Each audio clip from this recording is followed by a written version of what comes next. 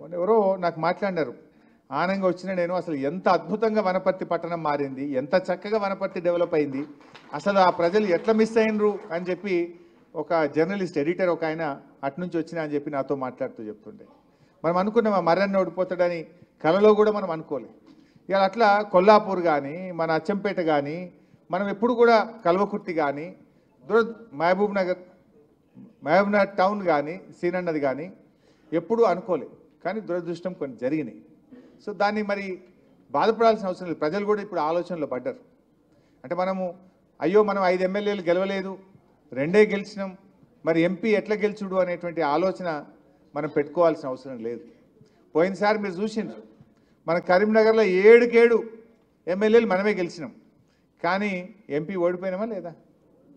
అట్లే ఖమ్మంలో ఒక్కటే ఎమ్మెల్యే మనం గెలిచినాం, మన అజయ్ గారు ఎమ్మెల్యే గారు గెలిచిండ్రు. మిగతా 6 అసెంబ్లీలు కాంగ్రెస్ పార్టీ గెలిచింది. కానీ ఎంపీ ఎన్నికల్లో నామా నాగేశ్వరరావు గారు 2 లక్షల మెజార్టీతో అద్భుతమైనటువంటి విజయాన్ని ఖమ్మంలో మనం గెలిచినాం. సో ప్రజల్లో కూడా ఇప్పుడు చర్చ స్టార్ట్ అయింది. మనం కూడా అందరం టీం వర్క్ చేయాలి. నేను నాయకులతో కూడా మీతో కూడా కోరేది ఏంటంటే, మనసులో ఏదైనా ఉంటే మాట్లాడుకుందాం, కరెక్షన్స్ ఉంటే చేసుకుందాం, మంచిగా కలిసి పనిచేద్దాం. పార్టీ కూడా ఒక తల్లి లాంటిది. ఈ తల్లిని మనం నిలబెట్టుకోవాలి, మన తల్లిని మనం గౌరవంగా కాపాడుకోవాల్సినటువంటి బాధ్యత మన మీద ఉంది. సో పార్లమెంట్ ఎన్నికలు కూడా ఈక్వల్లీ మీకు ఇంపార్టెంట్. ఇప్పుడు మా అచ్చంపేట ఉంది, కల్వకుర్తి ఉంది, నాగర్ కర్నూలు ఉంది. అక్కడ ఇలా ప్రోటోకాల్లో మీకు ఒక ఎంపీ ఉన్నాడు అనుకోండి, డెఫినెట్గా ఒక ఆర్డీఓని పిలిచి మాట్లాడతాడు, ఒక డిఎస్పీని పిలిచి మాట్లాడతాడు, ఒక ఎంఆర్ఓని పిలిచి మాట్లాడగలిగే మీకు ఒక ప్రోటోకాల్ దొరుకుతుంది. అటు ఎమ్మెల్యే గారు లేక ఎంపీ గారు లేదనుకో, మనకు ఒక ప్రోటోకాల్ ఉంటుందా? పెద్ద దిక్కు ఉంటుందా? అందువల్ల మనం అందరం పట్టుదలతోని కసితోని ఖచ్చితంగా మా ఎంపీ మాకు ఉండాలి, మాకు ఒక ప్రజాప్రతినిధి, మాకు ఎమ్మెల్యే మిస్ అయినా ఎంపీని మేము గెలిపించుకుంటామనేటువంటి ఒక పట్టుదల మీ అందరిలో కూడా ఉండాల్సినటువంటి అవసరం ఉంది. ఎంపీ ఎన్నికలు గెలవడం పెద్ద కష్టం కాదు నాకు తెలిసి. ఇప్పటికే కాంగ్రెస్ మీద కొద్దిగా భ్రమలు పోతున్నాయి. రేపు యాసంగి వడ్లు వస్తాయి, బోనస్ ఇవ్వలేదనుకో జనం ఊకుంటారా?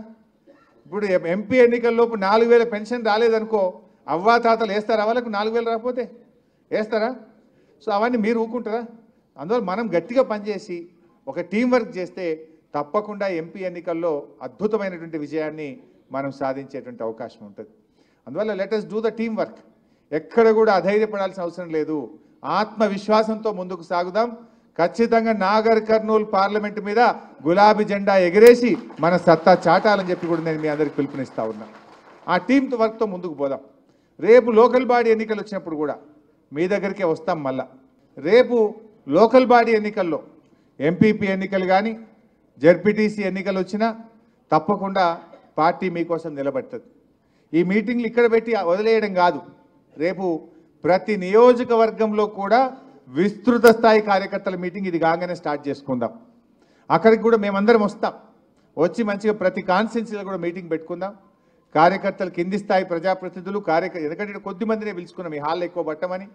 రేపు లోకల్ బాడీ ఎన్నికల్లో కూడా తప్పకుండా పార్టీ అన్ని రకాలుగా మీకు అండదండలను అందిస్తుంది.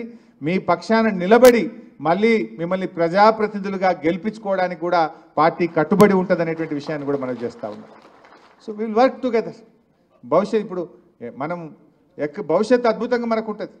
మీరు అసలు గుర్తుపెట్టుకోండి ఇవ్వాలి నేను చెప్తున్నా. కానీ 1 ఏడాది 2 ఏళ్ళ తర్వాత ప్రజలే మా టీఆర్ఎస్ వాళ్ళు యాడుండ్రి అని ఎత్తుక్కుంటా యాడున్నో మర్రన్న ఇక రా అని పిలుచుకుంటారు. డెఫినెట్గా రోజు వస్తుంది. 1 ఏడాదో 2 ఏళ్ళు గంతే. ఇప్పుడే అంటురా, ఇంకొద్దిగా టైం పడుతుంది. ఇంకొక ఏడాది చూడు, వాళ్ళే జీప్ కట్టుకొని వాళ్ళే రొట్టె కట్టుకొని నీ ఇంటికి వచ్చి అన్నా నువ్వు రావే అని పిలిచే కాలం దగ్గరనే ఉంటుంది. ఎందుకంటే ఆ నిజం మనం పనిచేసినాం. ఇక మనము ఉత్తగా మాట్లాడతలేం, మన పని కనబడుతుంది అక్కడ. సో ఏందనేది ఇలా ప్రజలు గ్రహిస్తారు. సో బట్ మనము ఓపిక కావాలి. మనము ఎక్కడ కూడా ధైర్యాన్ని కోల్పోకుండా అందరం కలిసికట్టుగా చక్కగా ముందుకు పోవాల్సినటువంటి అవసరం ఉంది.